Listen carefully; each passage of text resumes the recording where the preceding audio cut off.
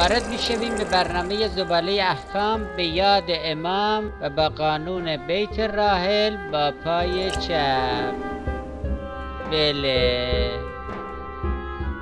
بسم الشیطان الرجیم. سلام علیکم و رحمت الله و بله، در خدمت شما این با برنامه زباله احکام.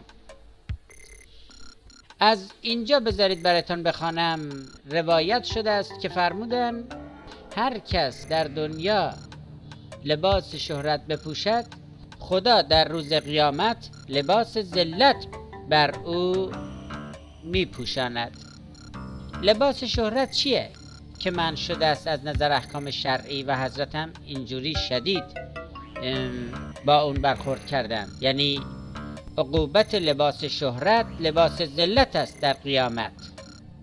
بله، لباس شهرت مثل همین لباسیه که آقا سیدعلی واسه شهرت و ای که یه خودی نشون بدن که اهل جبهه و جنگ بودن پوشیده و اینجوری که تو عکس هم دارید میبینیتون قیاف نماز گرفته. بله، در احکام لباس نمازگزار شما خونده اید که با لباس شهرت نماز خوندن هم باطل است. لباس شهرت را فرمودن لباسی است که از نظر رنگ یا دوخت یا اندازه و حتی شکل و شمایل، مثلا لباس خیلی مندرس و قاره است مثلا، یا به گونه‌ای باشه که انگشت نما میشه، مثل این پیژامای قدس سره که هر آدم عاقلی دیده گفته آقا این چیه پوشیده است، این چه وضعیه مثلا. حالا نگاه کنید بنده با این لباس بیام روی این یک کاپشن مثلا قرمز بپوشم، خب همه میگن آقا این یارو حتما قات زده. بله، اینو بهش میگن لباس شهرت.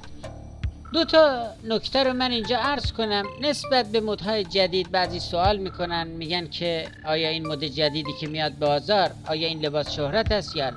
گاهی وقتا هست.